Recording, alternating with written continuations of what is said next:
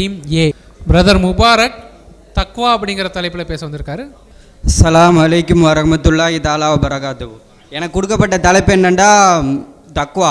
தக்வாவோட மீனிங்கும் importance என்ன? தக்வாவோட meaning தான் இறையச்சம். இறையச்சம்டா என்னென்னா ரசூல் ஸல்லல்லாஹு அலைஹி வஸல்லம் ஒரு சகாபியை கூப்பிட்டு இறையச்சம்டா என்னன்னு கேட்பாங்க. கேட்டுட்டு சொல்லுவாங்க, அவங்க உள்ளத்தை தட்டி தக்வா உலா தக்வா உலா தக்வா உலான்னு 3 தடவை சொல்லுவாங்க.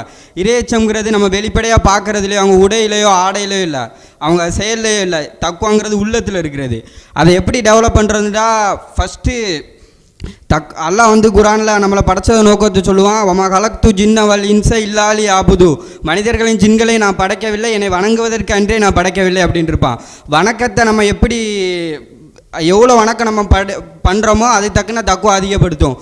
நோன்பை பற்றி, சலாவை பற்றி, கச்சை பற்றி எல்லா வணக்கங்களுடைய நோக்கமே தக்குவாவை அதிகப்படுத்துறது தான்.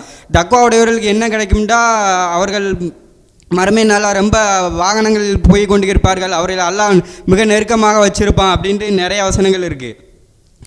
அடுத்து எப்படி தக்வாவை டெவலப் பண்ணலாம்னா இக்லாஸ் ரொம்ப இம்பார்ட்டண்ட்டு. நம்ம எவ்வளோ தான் தொழுதாலும் அந்த தொழுகைக்கு வெயிட் இக்லாஸ் தான் கொடுக்கும். இக்லாஸ் இருந்தால் தான் அந்த தொழுகை ஏற்றுக்கொள்ளப்படும். தொழுகை ஏற்றுக்கொண்டாப்பட்டால் தான் தக்வா அதிகப்படுத்தும். நம்ம தக்வாவை அதிகப்படுத்துறதுக்கு ரொம்ப இம்பார்ட்டான இக்லாஸு. இவனுக்காண்டி செய்தோம், அவனுக்காண்டி செய்தோம், இவங்களுக்காண்டி செய்தோம், நம்ம அத்தாக்காண்டி செய்தோம்லாம் செய்யக்கூடாது.